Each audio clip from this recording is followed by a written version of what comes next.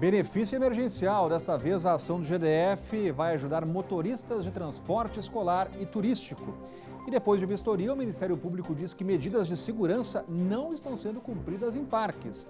Mais uma liberação. Amanhã tem Eixão do Lazer, depois de 2 meses fechado.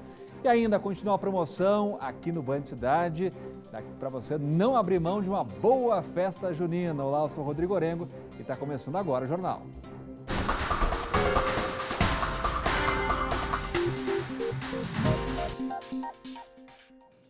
O Superior Tribunal de Justiça manda o GDF pagar multa de R$1 milhão e a corte negou o recurso do governo e manteve a condenação por vazamento de óleo que atingiu o Lago Paranoá entre 2012 e 2013.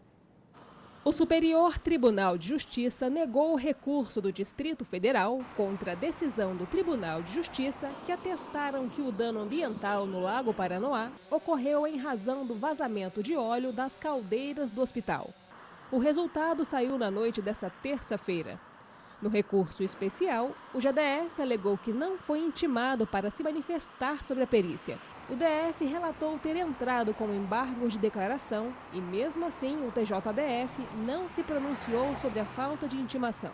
Além disso, sustentou que o valor da indenização seria muito alto.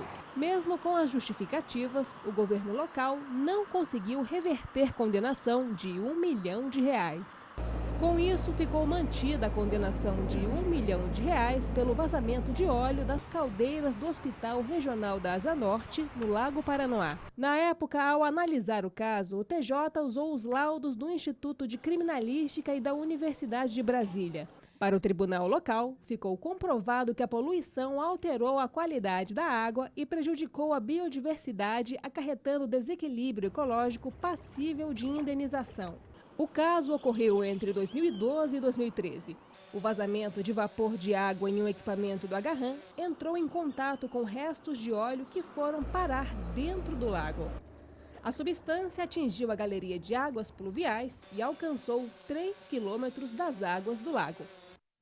E medidas de segurança não estão sendo cumpridas em parques aqui do DF. A afirmação é do Ministério Público. Quem vai trazer mais detalhes é o Adriano Oliveira, direto do estúdio da Rádio Band News FM. Conta pra gente, Adriano, o que está acontecendo nos parques de Brasília depois da reabertura. Boa tarde.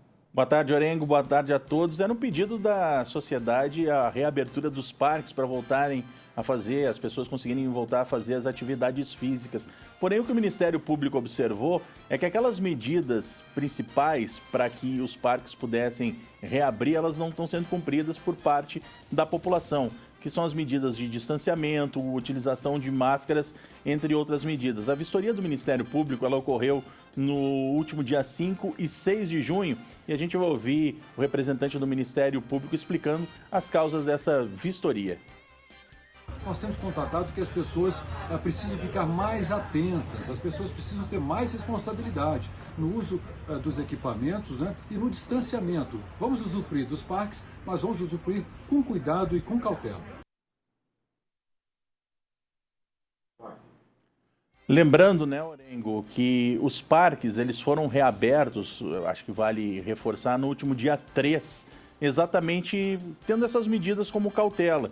Alguns espaços fechados, como o caso do Parque da Cidade, o Olhos d'Água, que passou por vistoria e também no Guará, você mantendo a distância e a utilização de máscaras. O Ministério Público, ele ressalta que outras vistorias vão ser feitas e realizadas ao longo dessa pandemia para observar não só nesses 3 parques que eu citei, mas em outros espaços públicos, se as medidas estão sendo adotadas. Tem uma questão que a gente está acompanhando, aí os ouvintes da Rádio Band News FM estão denunciando, Adriano, que aqueles equipamentos de musculação, ginástica, alongamento, que eles agora estão com uma faixa, aquelas faixas de interdição.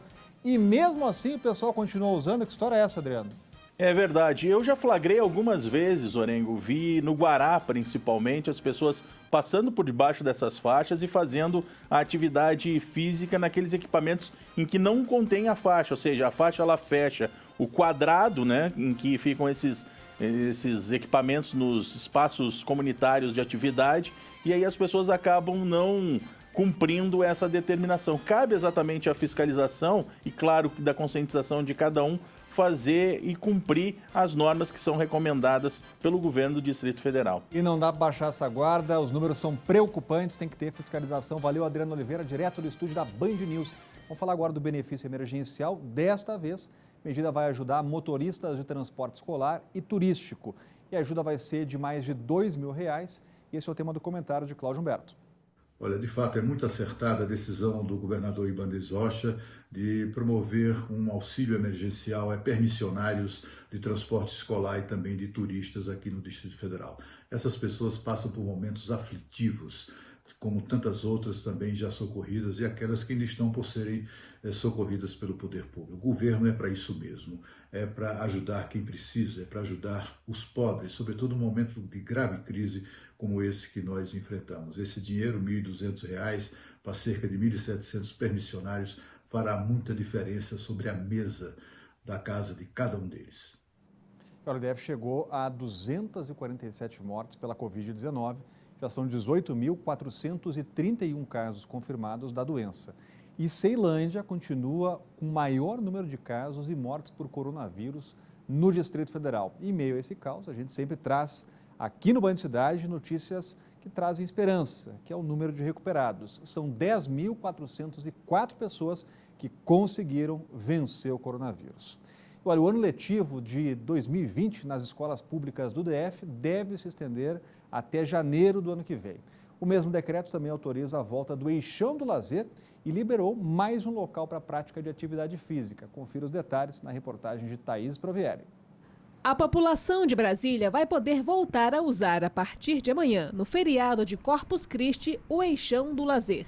O decreto, publicado em edição extra no Diário Oficial, determina o fechamento para carros das duas pistas, das 6 horas da manhã às 5 horas da tarde, aos domingos e feriados. Foram mais de 2 meses sem o Eixão do Lazer.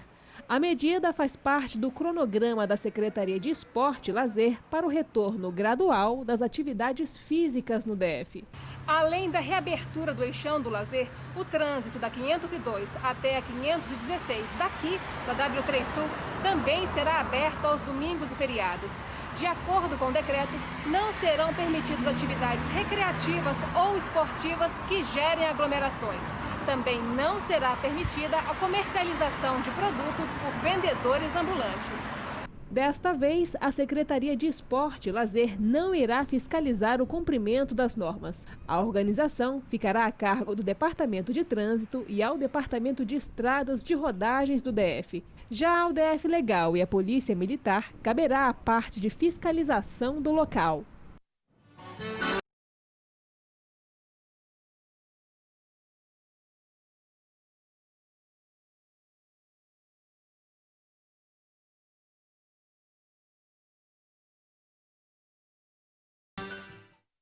Tem promoção chegando aqui para o público do Band Cidade que não dispensa uma boa festa. Então, ficou curioso sobre como preparar o arraiá de casa? A repórter Thalita Almeida conta para a gente todos esses detalhes. E, aliás, a Thalita é a nossa aniversariante do dia. Receba o abraço aqui dos telespectadores do Band Cidade. Parabéns, Thalita. E eu quero saber, viu, Thalita, no seu aniversário hoje, naquela festa dentro de casa, vai ter comida de festa junina, já está preparando? Como é que está a preparação aí, Thalita? Boa tarde. Boa tarde, Orengo. Obrigada. Pois é, mais um ano de vida. Olha, lá em casa eu já mobilizei todo mundo para ligar e participar também da promoção. Antes de falar o que tem nessa cesta, Rodrigo, eu quero saber. Eu vou te dar 3 opções. Pamonha, curau ou cachorro-quente? O que você não deixa assim passar na festa junina? Está para uma quarta, que é o pinhão. Lá no sul, é uma tradição nessa época do ano comer pinhão. Já tem nos supermercados aí, eu já garanti o meu, então essa é a minha dica aí para quem quer curtir o arraiá. Então tá aí, pois é, para você que está em casa se perguntando como fazer, a gente vai sortear uma cesta maravilhosa, tem churros, curau, pamonha, tudo que você imaginar, para aquelas pessoas que sentem muita saudade, muita falta da festa junina, não deixar a data passar em branco, né? Então é uma cesta repleta de produtos para você. Nossa produção já está a postos, porque para participar você precisa ligar aqui na redação, só ao longo do jornal, hein? De 12h30 a 1h, então só nesse período você pode fazer a ligação. Aqui atrás, como vocês podem ver, aqui ó, nossa produção posicionada, então é isso, não perca tempo, ligue. E a gente tem um recado da Priscila Pimentel, que ela vai mostrar, né, tudo que você vai ganhar se você for sorteado aí nessa promoção. Olá, telespectadores do Band Cidade. E aí, já estão participando da promoção? O Dona Feijuca preparou um kit recheado de delícias juninas. Vamos conferir? Churros, pasteizinhos, bolos, carreteiro, galinhada, caldos, canjicas, pamonha, curau, quentão, chocolate quente e refrigerante. Não perca tempo, participe! Então tá aí. Orengo, só para eu tirar uma dúvida, pinhão, quentão, tem alguma relação? Também tem, viu? Você pode não precisa botar tudo no mesmo lugar na hora de fazer, mas vem bem a calhar nessa época do ano, ainda mais quando bate um friozinho aí, então Verdade. É sempre bom. Então fica a dica aí para o nosso telespectador e participe.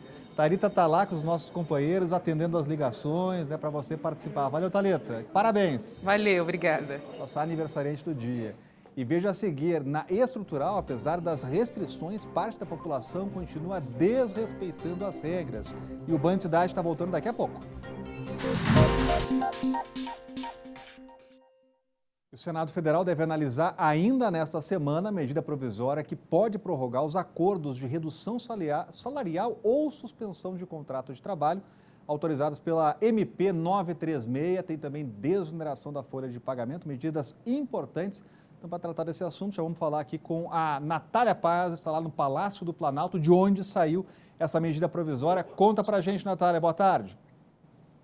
Exatamente, Orengo. Muito boa tarde para você e todo mundo que nos acompanha aqui no Band Cidade. Inclusive, o Senado pode votar ainda hoje essa medida provisória que permite esse acordo para a suspensão de contrato de trabalho e também de redução de jornada e de salário durante essa pandemia que a gente enfrenta do coronavírus. Esse texto ele foi incluído na pauta pelo presidente do Senado, Davi Alcolumbre, depois de conseguir, então, o acordo da maior parte dos líderes, da maioria dos líderes partidários no Senado e também de uma grande pressão da equipe econômica do governo. Por quê? Porque o governo tem pressa, porque depende dessa votação para conseguir prorrogar o programa que garante a esses trabalhadores essa complementação de renda por intermédio, então por meio do seguro-desemprego. E o apelo pela votação foi feito pelo senador Vanderlan Cardoso. Segundo ele, segundo o senador Vanderlan, a principal preocupação é garantir essa prorrogação dessas regras previstas nessa medida que encerraram em 1º de junho. E nós conversamos com o senador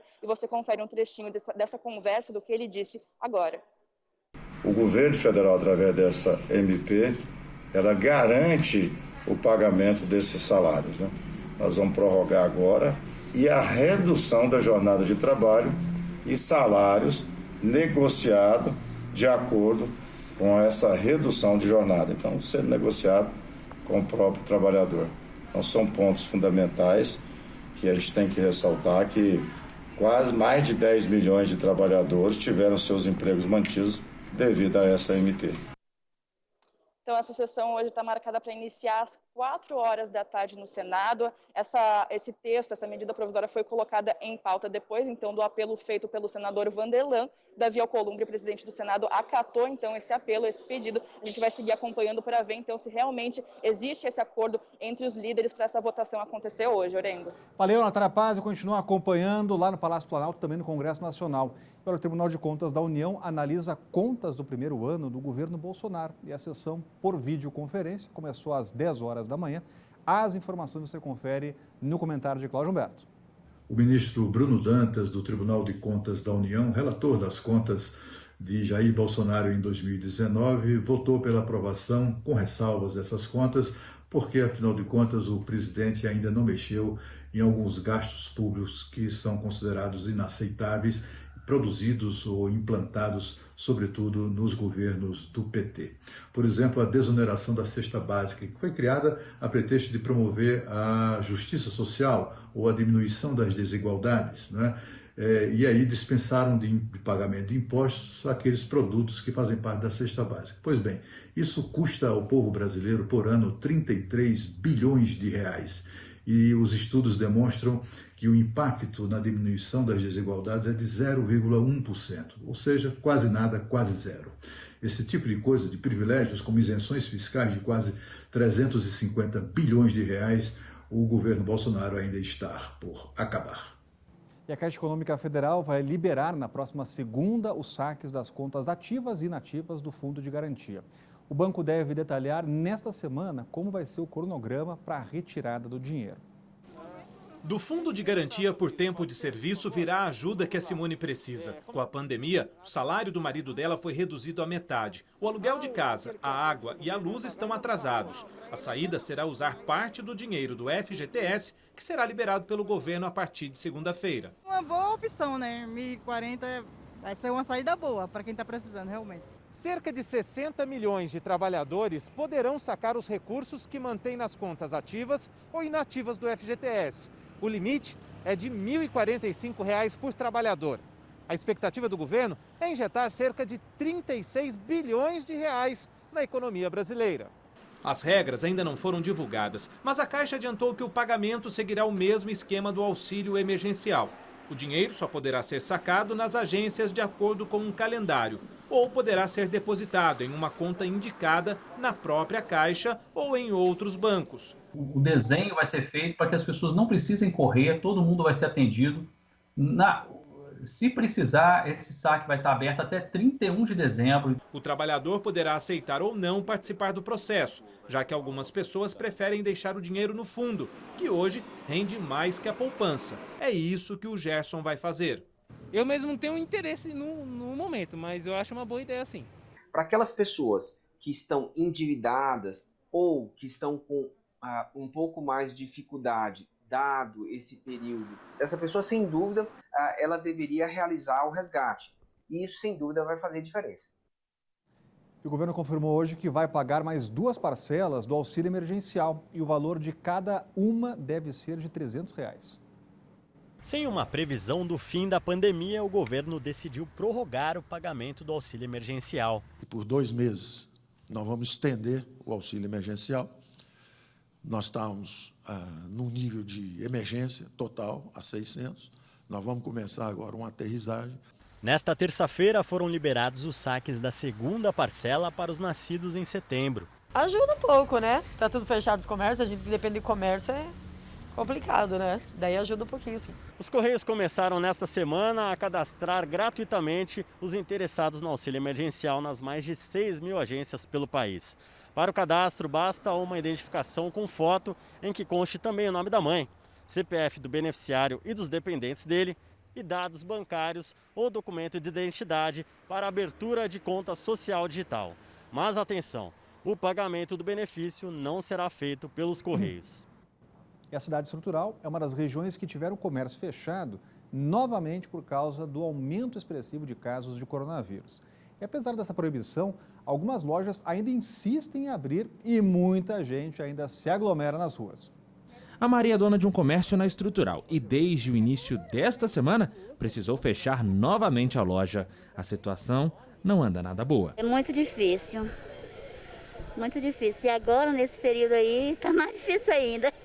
Porque não tem como vender, né? E as contas estão chegando. Agora mesmo fui resolver problema de banco ali e é só as contas chegando. Mas em uma passada pelo comércio da Estrutural é possível encontrar alguns estabelecimentos não essenciais abertos. Tem mercearia, mas lá é bar.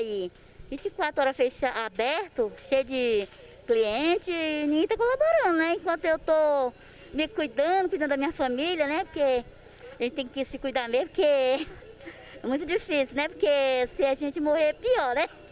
Em 2 dias de medidas mais rígidas impostas pelo GDF aqui na Estrutural, 2 estabelecimentos foram interditados. Somente nesta terça-feira foram 4 notificações a comerciantes que insistiram em abrir as portas. Antes, a gente, juntamente com o DF Legal, né, tinha uma postura mais orientativa, mais de conversar.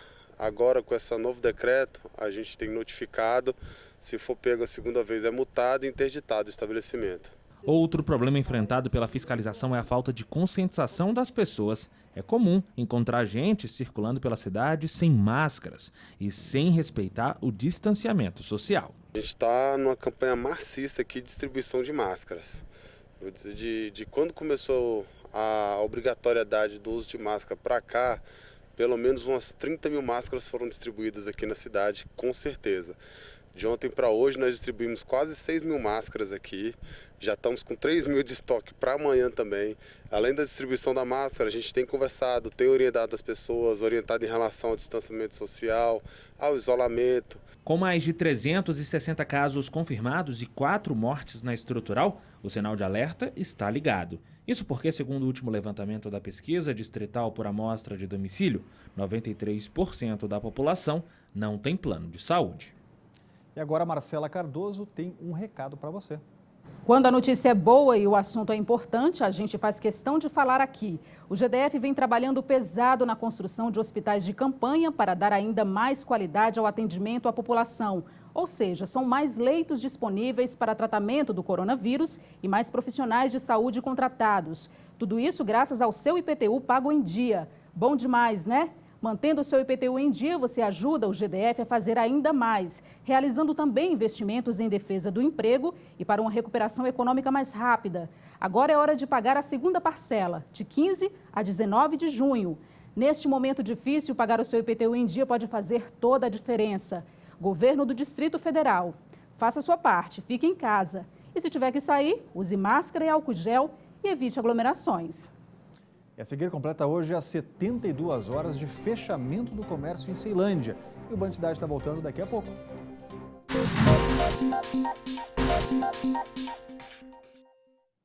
Termina hoje o prazo de 72 horas de fechamento do comércio em Ceilândia, pôr do sol, sol nascente e estrutural. No último sábado, o GDF publicou um decreto restringindo as atividades não essenciais nessas regiões após o aumento do número de casos de coronavírus. E até o último boletim foram contabilizados 2.232 casos e 48 mortes só em Ceilândia. A gente entrou em contato com o GDF. Por nota, o governo informa que a regra ainda está em vigor e que, se necessário, outras medidas vão ser publicadas em um novo decreto. E os animais daqui do DF vão ganhar um importante aliado para garantir a saúde e segurança. A capital do país vai receber o primeiro serviço de SAMU veterinário. A proposta é que o atendimento seja realizado 24 horas. Serão atendidos animais em situação de risco, soltos nas ruas e que sofreram maus tratos. A Larissa é uma defensora dos animais e torce para que o serviço funcione de forma plena. Se a gente puder contar com essa ajuda, é fundamental, com certeza a gente precisa, né? As pessoas às vezes têm um pouco de dificuldade, né? E questionam, mas... e as pessoas e os seres humanos? Eu acho que uma coisa não tem nada a ver com a outra, né? Os dois precisam. Eu não posso esperar que a vida de todos os seres humanos seja perfeita para poder ajudar os animais. Qualquer pessoa poderá acionar o SamuVet. O atendimento vai acontecer em uma ambulância adaptada. O projeto do deputado distrital Roosevelt Vilela aguarda agora por uma regulamentação para começar a funcionar. Estamos nos comprometendo também na destinação de recursos necessários para a aquisição da primeira viatura SamuVet. Meus amigos, é um dia de muita alegria, pois é inadmissível numa sociedade civilizada como a nossa não haver um instrumento estatal para atendermos os nossos animais. E para garantir a volta segura ao trabalho, muitas empresas estão fazendo testagem em massa dos funcionários. Bom dia, como você está?